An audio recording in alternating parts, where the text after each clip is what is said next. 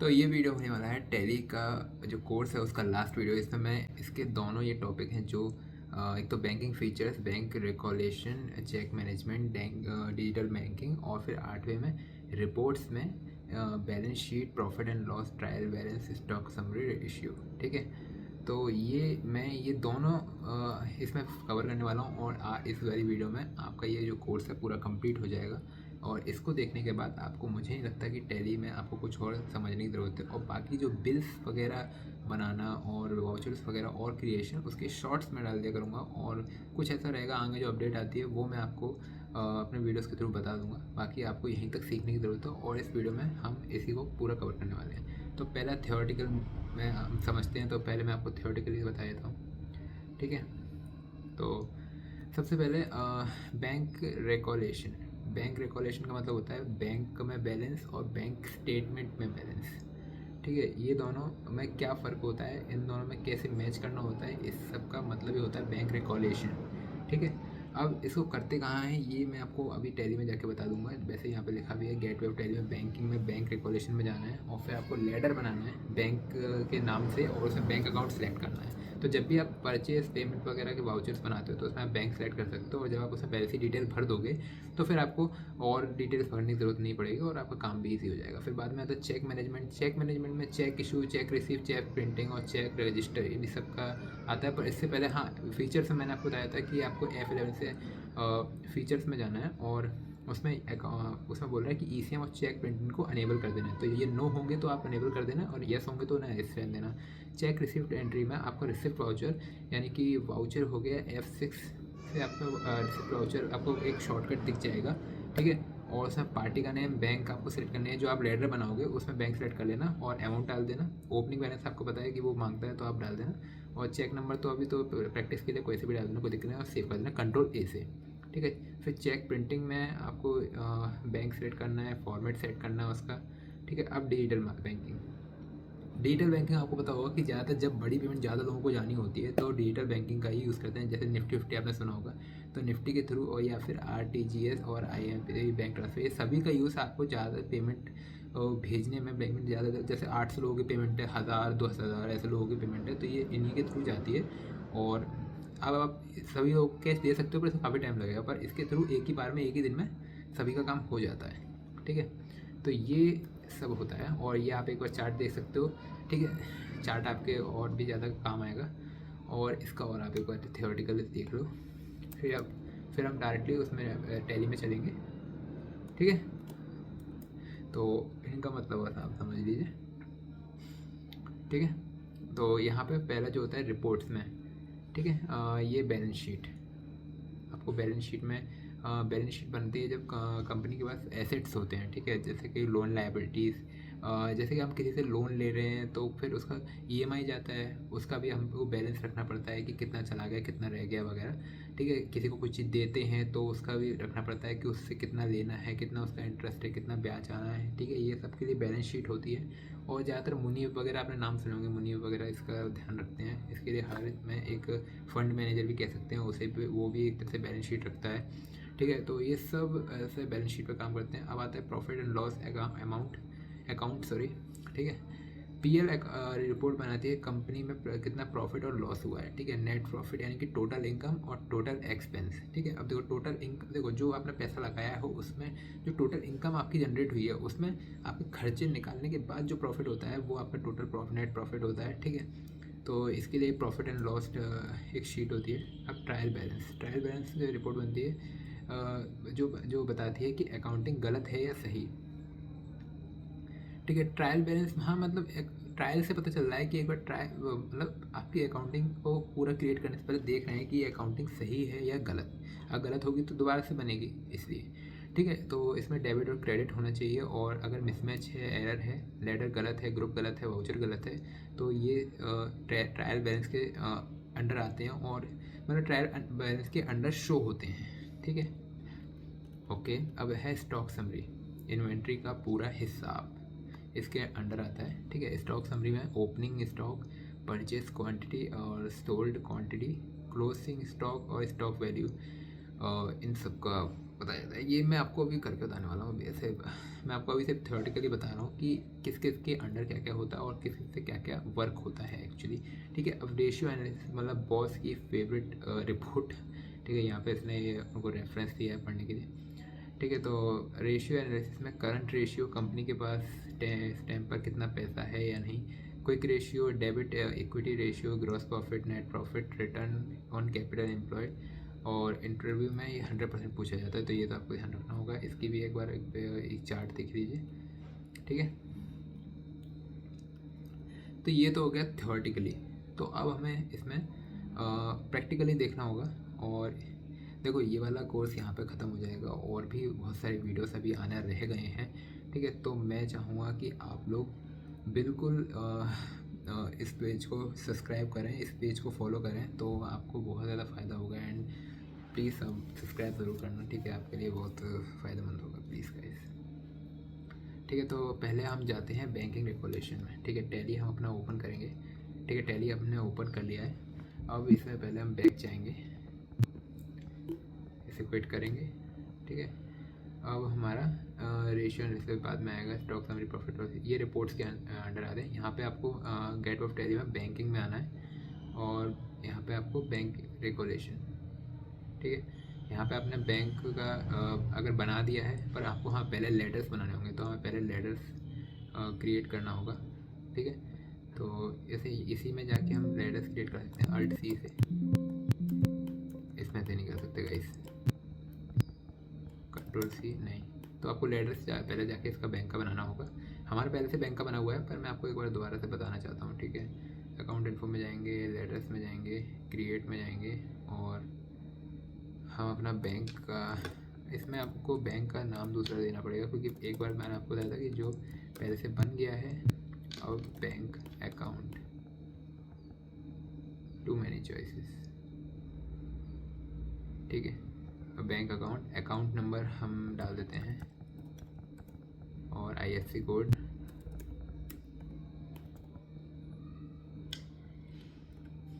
Not applicable. Branch हो गई Bhopal. Set check books, yes. From number 1 to 3, 2 number 2 7 होता है ना।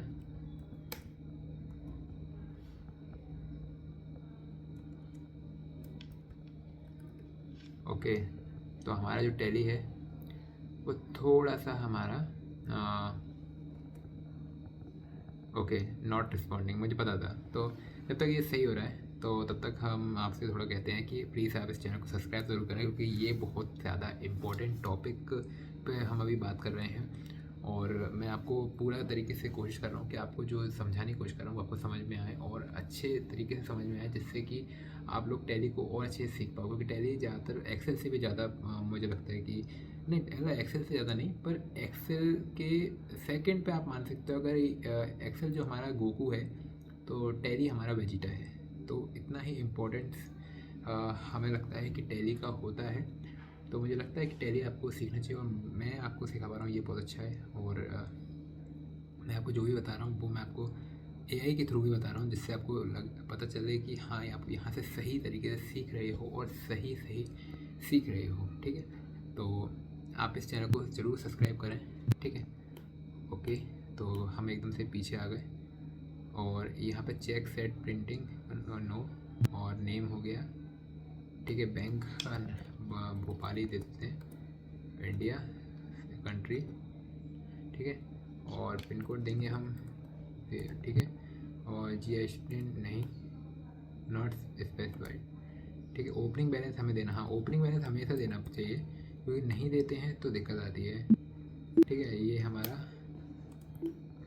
ठीक है, तो ये हमारा जो अब हम लिख देंगे SBI, state bank of India, bank account RNK।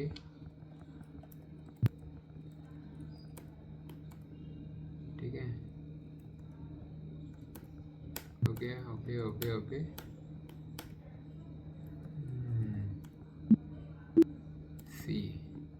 एक क्रेडिटर हो गया, एक डेबिटर हो गया, ठीक है। अभी हमारे ये 2 बन चुके हैं। और आपने एक चीज़ देखी होगी कि जितना भी हम यहाँ पे लेडर्स बनाते हैं, जितना भी उसमें अमाउंट डालते हैं, तो हमारा टोटल बैलेंस जो है यहाँ पे जुड़ता जाता है। आपने ये चीज़ ज़रूर नोटिस की होगी, नहीं नोटिस की तो एक बार पीछे जाएँ, एक बार ज़रूर देखें।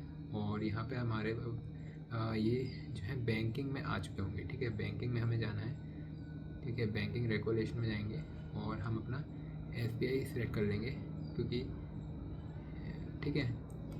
तो ये हमारा SBI आ गया है, ठीक है। अब हम इसमें क्रिएट वाउचर क्रिएट कर सकते हैं। फिलहाल हमने जो है बैंक, और इसमें हमारा अभी आप देख सकते हो कि जितना अमाउंट हमने डाला था इसमें ओपनिंग बैलेंस हमारा शो कर रहा है, ठीक है।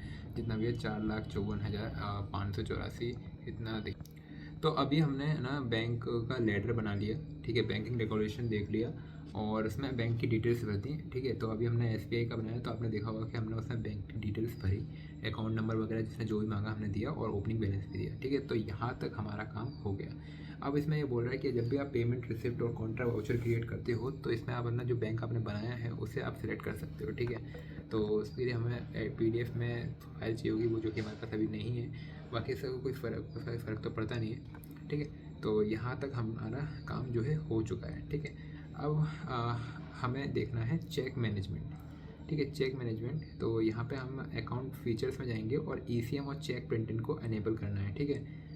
ECM और चेक प्रिंटिंग को भी अकाउंट फीचर्स में जाके, ठीक है। तो यहाँ पे हमको फीचर्स यहाँ मिल रहे होंगे और आपको यहाँ पे क्लिक करना है F11 से, और यहाँ पे account features, okay. Banking features, budget store management, ECM, other features को आउटस्टैंडिंग।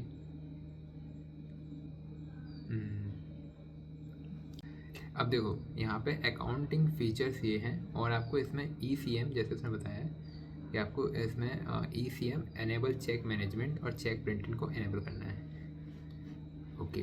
तो एनेबल चेक प्रिंटिंग तो ये रही, एनेबल चेक मैनेजमेंट, प्रिंटिंग हमारी ऐसी है, और मैनेजमेंट कहाँ है, check management, enable zero value instruction, company voucher, payroll, okay.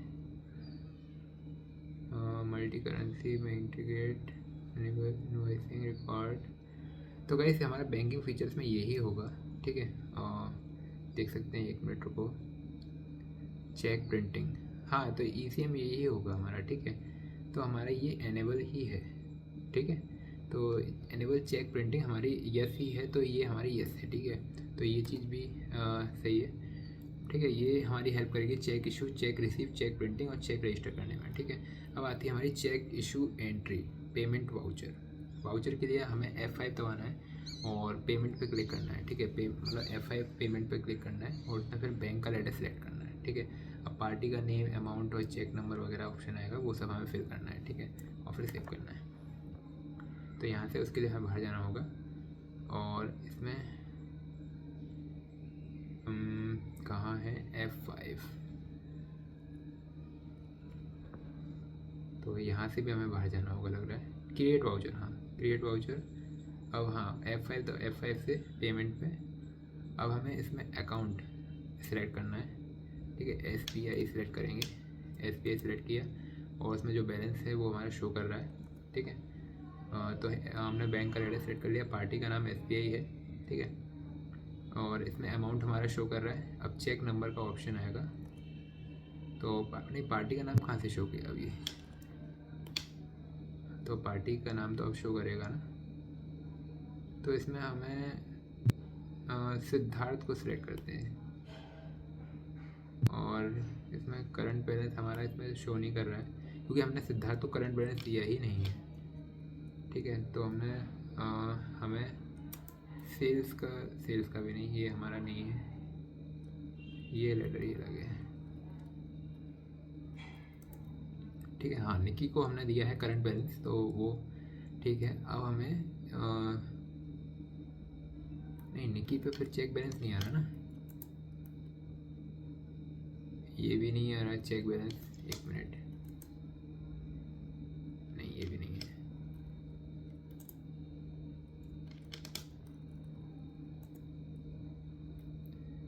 तो गाइस मुझे लगता है कि हमें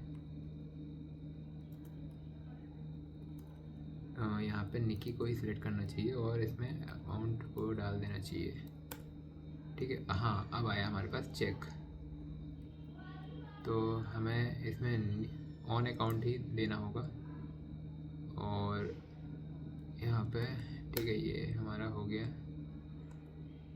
तो ये हमारा हाँ अब आया चेक नंबर। ठीक है, अब हमें इसमें चेक नंबर फिल करना है। ठीक है, तो चेक ओके चेक नंबर हमारा नॉट है हाँ चेक नंबर। तो चेक नंबर हम इसमें दे देंगे। ओके, और हमारा ये हो जाएगा चेक पास। अब जल्दी जल्दी में कुछ भी लिख दो, कोई दिक्कत नहीं है, समझ में आना चाहिए। ठीक है, तो ये हमारा हो गया। तो हमारी एक पेमेंट हो चुकी है चेक के थ्रू और इंस्ट्रूमेंट नंबर ये है, डेट ये है, बैंक डेट फिल करने के लिए बोल रहा है, बैंक डेट। ठीक है, तो ये हमारा हो चुका है। ठीक है, अब इसमें हमारे पास जो बैंक का ओपनिंग बैलेंस था उसमें से उतने पैसे कट के बैंक का जो स्टेटमेंट बैलेंस बचा हुआ है वो ये है। ठीक है, तो इस तरीके से आप जो है चेक के इशू की एंट्री कर सकते हो और रिसिप्ट की एंट्री भी सेम तरीके से होगी। ठीक है, सेम तरीके से होगी। ओके, ठीक है, अब चेक प्रिंटिंग पे आ जाते हैं। बैंक सेट करो, फॉर्मेट सेट करो। और ठीक है, ये चेक प्रिंटिंग तो आपका प्रिंटर होना चाहिए, मेरे पास प्रिंटर भी है नहीं। ठीक है, बैंक डिजिटल बैंकिंग इस टैली सपोर्ट करेगी इसमें। हाँ, तो ये चीज़ सिर्फ थियोरेटिकली होती हैं और इसमें आप इसमें सेलेक्ट कर सकते हो कि किस जैसे आपने चेक सेलेक्ट किया वैसे ही आप इसको भी सिलेक्ट कर सकते हो कि कैसे आप उसे पैसे दे रहे हो। यहाँ पे आप पैसे विड्रॉ कर रहे थे या फिर निकाल रहे थे, किसी को भेज रहे थे चेक के थ्रू। बस इतना बताना था कि चेक के थ्रू किया और चेक नंबर डालना था, वो कि हमने सक्सेसफुली किया। और अब ये पेमेंट होगी वो निफ्टी के थ्रू होगी, तो उसमें आप ना पेमेंट सेलेक्ट कर सकते हो और इसके ऊपर डिटेल्स में मैं आपको एक शॉर्ट में और अच्छे से बता दूँगा। ठीक है, तो इस कोर्स में अभी तक के लिए इसके लिए इतनी जानकारी सही है। ठीक है, अब जो हमारा आ जाता है वो आ जाते हैं रिपोर्ट्स। ठीक है, तो रिपोर्ट्स के लिए जैसे कि इसने पहले बताया था कि बैलेंस शीट बनती है जो कि कंपनी के पास ये कितनी एसेट्स हैं वो सब दर्शाती है, कितने सारे एसेट्स हैं बैलेंस शीट में सब कुछ शो करता है। जैसे कि बैलेंस शीट मान लीजिए कि आपके घर पे कितने कपड़े, कितने जूते, कितने पैसे, कितने गोल्ड, कितना कुछ रखा हुआ है, वो सब बैलेंस शीट में आएगा।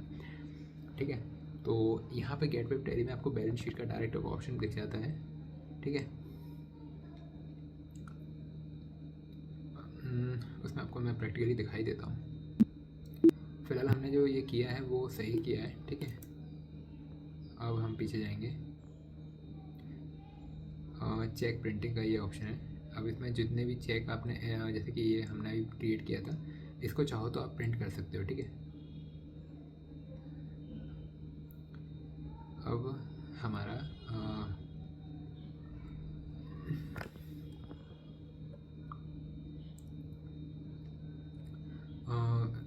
Balance sheet. ठीक है, तो बैलेंस शीट पे आप आओगे तो यहाँ पे आपके अभी तक आपने लोन और करंट लाइबिलिटीज़ के मतलब करंट लाइबिलिटीज़ के हिसाब से आप पे इतना अमाउंट है, इतना अमाउंट बचा हुआ है। ठीक है, तो डिफरेंस है जो ओपनिंग बैलेंस है वो आपका 41,000 का है और इसमें लोन्स में तो अभी आपका बैलेंस शो नहीं कर रहा है और करंट लाइबिलिटीज़ में आपका बैलेंस शो कर रहा है और प्रॉफिट एंड लॉस आपका इतना शो हो रहा है। ठीक है, तो अभी ज़्यादा लाइबिलिटीज़ मैंने इसमें वैसे भी भरी नहीं थी, पर आप जब कभी किसी कंपनी के लिए पर्टिकुलरली काम करोगे तो आपको उसमें काफ़ी ज़्यादा डेटा मिलेगा, तो उस पर ही आपको इसी तरीके से मतलब इसी तरीके से काम करना है। ठीक है, क्योंकि ज़्यादा डेटा होता है, अभी हमारे पास ज़्यादा डेटा है नहीं, जितना हम उसी पर कर रहे हैं। ठीक है, ओके, तो ये आपको मैंने ठीक है, ओके, प्रॉफिट एंड लॉस का भी है हमारे पास। प्रॉफिट एंड लॉस, वैसे प्रॉफिट एंड लॉस इसमें ज़्यादा अंतर नहीं होगा। एक मिनट में यहाँ पे जितना शो कर रहा है, ठीक है, यहाँ पे ओपनिंग स्टॉक में 5 लाख शो कर रहा है, नीचे है 5,74,000 क्रॉस प्रॉफिट। ठीक है, एक मिनट, 5,74,000। ठीक है, बिल्कुल सेम अमाउंट उसी में शो कर रहा है। ठीक है, तो इसमें आपको मुझे सिर्फ इतना दिखाना था कि इसमें अमाउंट सही से शो कर रहा है और जितना हमें, और ये जो है ये आपने जितने भी लेडर्स बनाए हैं जितने में से सभी को आपको आपने जिसको ओपनिंग बैलेंस दिया है वो उसका टोटल अमाउंट यहाँ शो कर रहा है। ठीक है, जैसे कि आप देख रहे हो ग्रॉस प्रॉफिट वही होता है सिर्फ सबका मिला के। ठीक है, कि यहाँ पे अगर पर्टिकुलर का होता पर्टिकुलर का शो होता, ठीक है। स्टॉक समरी, ट्रायल बैलेंस मैंने आपको बता दिया था कि अगर ट्रायल बैलेंस यानी कि अकाउंटिंग को बताता है गलत है सही, ठीक है। अब स्टॉक समरी, स्टॉक समरी देखो, अब स्टॉक समरी में हमने ग्रुप बनाया था, एक क्लॉथ का ग्रुप बनाया था जिसमें हमने 10,000 के मतलब एक पीस था 50 का, तो हमने उसके 10,000 पीस खरीदे थे जिसमें हमें पड़े थे 5 लाख के, ठीक है। फिर ड्राई फ्रूट्स हमने ये 566 के, और बलराम मतलब सबको हमने जो ओपनिंग बैलेंस दिया, तो ये हमारा स्टॉक समरी, ये बलराम वगैरह सब हमारे स्टॉक में है, ये हमारे आइटम्स हैं, ठीक है। और हमारा ये टोटल शो कर रहा है, ठीक है। तो इसी तरीके से आप जब कभी किसी कंपनी में काम करोगे तो आपको अगर बोल देते हैं सर आपके कि आपको इसकी सैलरी का पूरा आपको बनाना है रिपोर्ट, तो आप उस पर उसको भी ऐसे बना सकते हो पर्टिकुलर नाम के हिसाब से। इसमें बस इतना होगा कि आपको जो लेटर्स आपने अभी ये हरी, निकी और ड्राई फ्रूट्स के नाम से ग्रुप्स बनाए हैं, वैसे आपको किसी एक पर्टिकुलर इंसान के नाम से लेटर्स बनाने होंगे, और उसके TDS वगैरह, PF वगैरह, ये सब का आपको हिसाब रखना होगा कि कितना उसको सैलरी जाता है मंथली, कितना उसका TDS और कितना उसका PF कटता है। अब रिपोर्ट एनालिसिस में आपका ये पूरा चार्ट शो करेगा, ठीक है।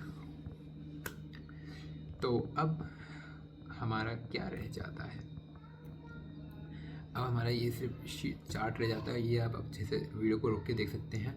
और मैं आपको अभी यहाँ बता दूँ कि हमारा जो टैली का कोर्स है अभी के लिए 2026 का से पूरा अपडेटेड अभी हो चुका है, इसमें और कुछ ज़्यादा अपडेट नहीं है। अब अगर आपको टैली प्राइम का वीडियो चाहिए तो प्लीज़ कमेंट करना, इस पर अगर अच्छा रिस्पॉन्स आएगा तभी तो उस काम करेंगे यार, ओके। नहीं तो बना तो मैं दूंगा ही अगर कभी मन किया तो, ठीक है। तो मैं चाहता हूँ कि आप इस चैनल को सब्सक्राइब करें, और मतलब ऐसी वीडियोस के लिए सब्सक्राइब करें, और आप सब्सक्राइब करोगे तो मुझे थोड़ा अच्छा लगेगा, ठीक है। तो आपको RNK एजुकेशन इंस्टीट्यूट को सब्सक्राइब कर सकते हो, और बस और क्या। और लिंक्डइन पे हमारा एक कंपनी पेज है, उससे भी आप फॉलो कर सकते हो, ठीक है। उस पर पोस्ट आती रहती है जो आपके काम को आप उसे ले सकते हो, ठीक है। ठीक है, मिलते हैं नेक्स्ट वीडियो में, तब तक के लिए बाय बाय। सब्सक्राइब जरूर करना चैनल को, सब्सक्राइब करना बहुत ज़रूरी है, सब्सक्राइब करोगे तो अच्छा लगता है, ठीक है।